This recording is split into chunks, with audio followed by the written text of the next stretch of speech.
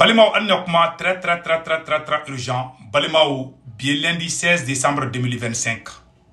Balimao, Abdou Niang, na koka les journalistes, a bora ko jamami kumbe kani transition deme ka Assimi Goïta deme kunu. Ko ka chani mumbe ka deme bi. Ko Assimi Goïta ka popularité kabe ko do deme ka bo Assimi deme bagala. Ko chaman bora Assimi deme bagala. Mami kumba Assimi fe kunu ko ka chani mambe Assimi fe bi. Kuma men da men tikila bi. Ne segu tongara bena Abdou Niang ngere kuma kan kala mbala men ɲɔgɔn fɛ. Abdou Niang pour la première fois ye tiɲɛ fɔ. O ye tiɲɛ di. Ay Abdou Niang y'a fɔ ka da kun fɛn ka maliyɛnw ne segu tongara nin bɛɛ fɔ ka tɛmɛ. Ala ka tiɲɛ bandi. N y'o de fɔ an ɲɛna. Ko in a bɛ to halalaw de ta la bilahi. Abdou Niang ko tuguni ko Imam Dicko kɛlɛ mun filɛ u ka politiciens kɛlɛ bɛ ka taa fɛn mun sigi n'u kɛlɛ bɛ ka Imam Dicko k'a ɲɛmɔgɔ ye. Abdou Niang ko mɔgɔw bɛ ka Imam Dicko lajɛ ko fanga t'a la ko fanga bɛ imam na dɛ. Mɔgɔ bɛ se ka imam gosi ka tɛmɛ Abdou Niang kan non mais Abdou Niang ko k'an kana filɛ bi ko fanga b'a la dɛ. K'an bɛ yɔrɔ na ko bi ko fanga bɛ Imam Dicko la. Abdou Niang i ka kuma fana ye tiɲɛ de ye. Ne segu tungana ne ka kɛlɛ tɛ mɔgɔ ko ye. Mais ni tiɲɛ bɔra ne sɔnni bɛ kuma min ko tiɲɛ don hali n'a bɔra wulu de da n b'a fɔ ko wulu merci kuma tɛ adamaden ma. Masi juguya tɛ ne kɔnɔ. An ka jɛ fɔlɔ an ka Abdou Niang kuma kana mɛn fɔlɔ maliyɛnw. An ka mun fara fɔ an b'o fɔ. Ça, c'est les changements dans l'opinion publique. Jamanadenw hakilina a ti to yɔrɔ kɛlɛ. Bi u bɛ nin fɛ sini u tɛ nin fɛ. A y'a lamɛn. Transition daminɛ. A y'a lamɛn dɛ. Jama min tun b'a kɔ. O jama bɛɛ t'a kɔ bi. Dɔw ka leaderw bɛ kaso la. Olu ye hakilina changer. Yurugurugu kɛlɛli sira kan. Sen dara marché dɔw kan o tun ye dɔw baloda ye. Olu ye hakilina changer. Dɔw bɔr'u place la olu ye hakilina changer. Ça aussi, c'est une opportunité politique pour les mouvements contestataires. Et enfin, la légitimité des revendications. Voilà, aïe n'or la main. Ou qu'à foko kɛlɛ kun ye min ye. Voilà. N'o kɛlɛ donna mɔgɔw kunkolo la. A man ɲi. Ni conditions laban fila jamanadenw hakili changeli ani revendication légitimité o gulonnen don u ka narratif de la. Voilà. U bɛna kuma. Maliyɛnw aw bɛɛ lajɛlen ye kuma mɛn san. A ye nin kuma fɔ fɔlɔ an bɛ nin kala ka décortiquer après an bɛ taa Imam Dicko ta la. Abdou Niang ko mɔgɔ min tun bɛ transition fɛ kunun ko caman bɔr'u la. Bɛɛ y'a mɛn a ma kuma fulakana a ma kuma marakakana a ma kuma japonais kana kumana bamanankan na bɛɛ y'a mɛn dɛ. A ma se ne k'a fɔ ko n b'a kuma wɛrɛ fɔ ka d'a kan. Ne bɛ mun fɔ ka d'a kan kuma in kan a ye tiɲɛ de fɔ. Abdou Niang ye kuma fɛn fɛn fɔ tiɲɛ don mais a ma dɔw de fara kan. Voilà, peut-être que n'a y'o fɔ dɔrɔn u bɛ taa bɔrɔ don a kun na. Mun de y'a to mɔgɔ min tun bɛ Assimi fɛ kunun caman ta fɛ bi a yɛrɛ na Abdou Niang ɲinɛna yɔrɔ dama ma ko mun y'a to mɔgɔ caman Assimi kɔ bila. Assimi kelen bɛ k'a ka sunguru Batulu Niang de ta ka Mali sanu ta k'a kalifa u la. Mali marché bɛɛ bɛ d'a sunguru de ma. I m'a fɔ ko dɔw ka intérêt menacé la. Intérêt menacé tɛ dɛ. Ne ye jamana ta ka nafolo bɛɛ ta k'a di sunguru ma. Maa si tɛ k'i fɛ bilen. I m'a ye mɔgɔw de fɔlɔ Assimi Goïta fugula Assimi photo tun bɛ kɛ fugula kan américain tun b'a san k'a don Amérique kɔnɔ yan. Ne tun bɛ disi gosi ni Assimi Goïta ye. Bilahi. Ne Assimi ka t-shirt don. Américain dɔ y'a nɔgɔ ko ne ka kelen d'a de ma ne ye kelen d'a ma. Ko nin cɛ in de bɛ na Afrique la kunun. Ala. Anw d'o baara kɛ sa. Ala. Anw d'o baara kɛ. Tɔgɔ min b'a la anw d'a d'a ma a y'anw kɛlɛ. Musoko ani wari. C'est tout. Parce que an tɛ zon fɛ. Assimi ye zon da an tɛ zon fɛ. Abdou Niang i ma kuma yɔrɔ bɛɛ fɔ mais n b'a faamuya fana i bɛ Mali la. C'est vrai. A ye mɔgɔ ka leaderu don kaso la. Olu tɛ se ka kɛ fɛ o. Et puis a ye mɔgɔ don kaso la a y'a bɛɛ don kaso la nkalon kan. Abdou Niang ye mun fɔ c'est la vérité. Maliyɛn kuma min ma bɔ n'a bɔra Abdou Niang de da mais a y'a tiɲɛ de fana fɔ. C'est la vérité. O ye kelen ye. Bon filanan fana mun ye tuguni an bɛna imam ka côté yɔrɔ k'a la. An ka jɛ a ye mun fɔ Abdou Niang ye mun fɔ Imam Dicko ka côté la nga jango oro fana la mɛ m'a fɔ ɲɛna caman b'a fɔ ko Assimi Goïta ko ka gone Assimi ko man gone de non Assimi ka président de ne tɛ fɛ Assimi ka to président de la parce que a tɛ se solution t'a bolo fana mais mena tila ka do détail bɛɛ lajɛlen an ka jɛ Abdou Niang ye mun fɔ Imam Dicko ka côté la aw ne an ka jɛ an k'o lamɛn ɲɔgɔn fɛ fɔlɔ. L'Imam Dicko est une force socio-politique majeure au Mali. Aya la bɛdɛ. Mɔgɔ dɔw ko il n'a pas de force mɔgɔw tigɛlen don a la ko halisa aw t'a dɔn maa min a ka dimension vous ne savez pas. Lui quand il parle a kuma ɲɛsinnen don mɔgɔ minnu ma o dɔnnen don.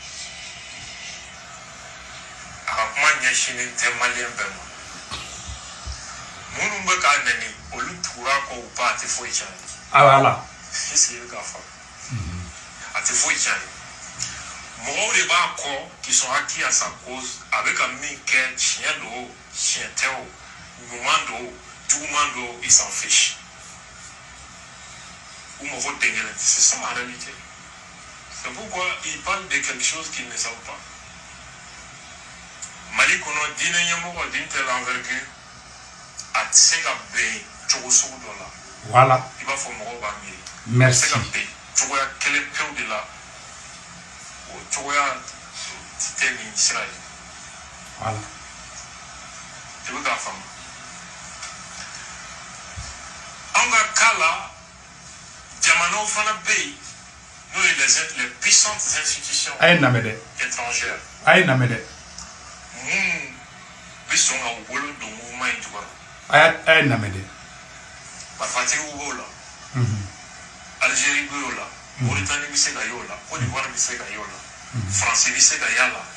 Arabu jamanaw bɛ se ka y'a la. Peut-être hali États-Unis bɛ se ka y'a la. Russiw kɛlɛli kama. Merci beaucoup. Et Malien, au bel délai, comment il met ça? Abdou Niang, merci pour avoir dit la vérité. Cette fois-ci. N'te kuma jugu fo Abdou Niang, n'te kuma jugu fi ma de. Mais Assimi ka popularité ka bi Assimi yɛrɛ de don parce que a nana ni aw de. A y'aw bila mission na aw fana aw de kɛ fana. Bon, c'est pas grave. A man pas wɔrɔ ko la parce que n ye layidu ta mun tɛ kuma fi ma quoi. Maintenant sisan Malien bɛɛ nin bɛ sisan. Oh, transition fali minnu bɛ banga pour la ko he mɔgɔ tɛ imam ko he pour tɛrɛ da ko aw tɛ imam puissance don. Billahi ne de fɔlɔ vidéo in kan ne ko n ko a b'a ye sisan nɔ américains français diɲɛ c'est à dire que aw bɛ boli la jamana minnu nɔfɛ dɛ han ko an n'olu ka fɛn kɛ dɛ o bɛɛ de bɛna taa dugu mouvement min sigilen filɛ sisan Abdou Niang y'a fɔ a bɛɛ y'a mɛn dɛ n'a kun bɔra ne da dɔ u b'a fɔ ko ne bɛ ka mɔgɔw ja tigɛ bon Abdou Niang filɛ a y'a fɔ a ye tiɲɛ de fana fɔ a ye sɔn tiɲɛ ma quoi a ye sɔn tiɲɛ ma Abdou Niang ni ne ka hakilina tɛ kelen ye dɛ mais a ka bi kuma in a ye fɛn fɛn fɔ temps de don walahi bilahi Assimi Goïta mɔgɔ dɔw bɛ yen i t'olu kɛlɛ quoi i b'olu k'i teri de ye quoi bilahi hali ni b'u lɔgɔ hali ni b'u nɛgɛn quoi Moussa Atayer Mali ministre de malien de l'extérieur mɔgɔ dɔw wulila wagati dɔ la a ye wari minɛ malien bɛɛ ka kan a y'a don kaso la n ko hey Assimi Goïta ye kuma kelen kɛ Assimi ye ko kelen kɛ a diyara ne ye Mali transition mɔgɔw ye ko kelen kɛ n b'a fɔ n ko merci à Assimi Goïta o kelen na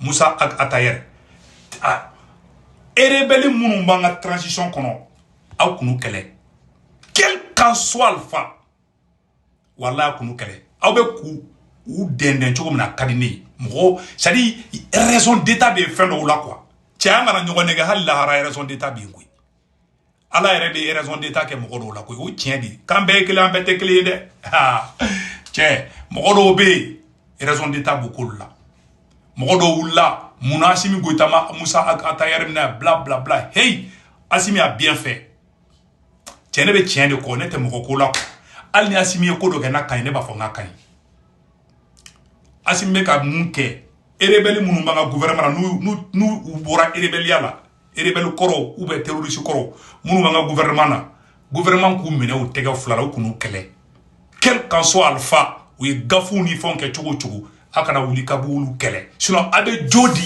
Moal ni mo rebe fe kana fara aw ka ba ko ayi o ta ye ina fo obe jamana ko lo wa ye de Moussa Atayere ayaga mouvement blanc na fara Assimi ga Assimi fle ka kele a donné vidéo kene be Moussa Atayere de ba soutenir parampatampa akoka ne fana awane ya fale do ama fana a mo ko fe be nu na fara ne bu fe de ko ka ne de ani bina jara marfa blabi hani yada ga ni bina jara marfa blabi kana ba mako bi kanga ya fuma ne ba kanga ya fuma ke o li problème no o ya fuma ni Assimi ko ta sona ne be sonde na Assimi ko ka be ya fa yada ga li makanga na ba mako bi ne re be tegere fa ne be ben no fe ne be fa fa na baw de fali ka dabla ne ta o droni ma shi juwa te ne kono ko yi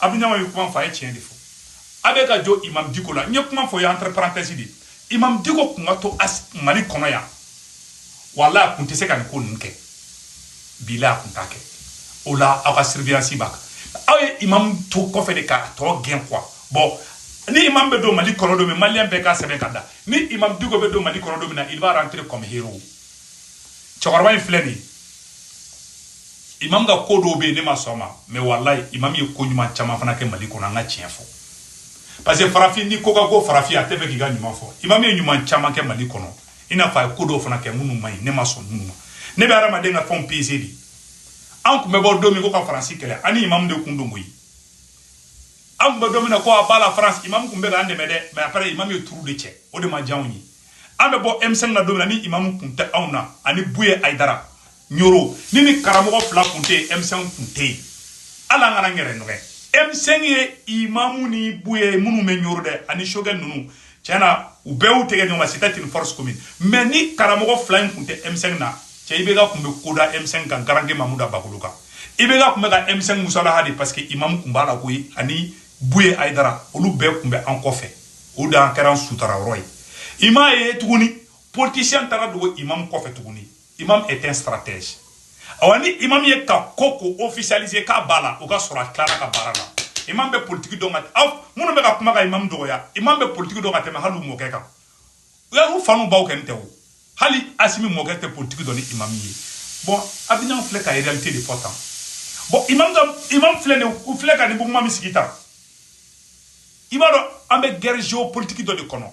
Il ici ni américain de be Dien quelle est la les grandes puissances la Chine la Russie donc si ça camp là de bi tu vas voir quand mogo de ben attendre mogo nous supporter si ça bon nous fana bon Assimi au lieu que aller ka mogo munube ne fleur par exemple M5 tenata farani mogo nunka bon ni Assimi ka comme ça Assimi be ben de que ana les opposants modérés c'est-à-dire mogo munube nous ou te son ata fara France mais Assimi commande lui Assimi ka ben de keno lisa mais confidé sigile laga to daji bo ana bongo shi kremba dala musoko toya mieto ala a desele me kungolo tala mais baro ko danga fana ni danga bi ko torebe ketani ko ni danga bi ko ni ala che ite i ga herebe ne be ka woro ni korin do be ka fo non kana ne hakili tiga Assimi koro suna be ta dia ke sa be force wera so to kuna be la tanguna ne be Mali beri ne fe ne be ka mu fo c'est la vérité ne Assimi be position mina Imam ne be ka bulli mouvement mi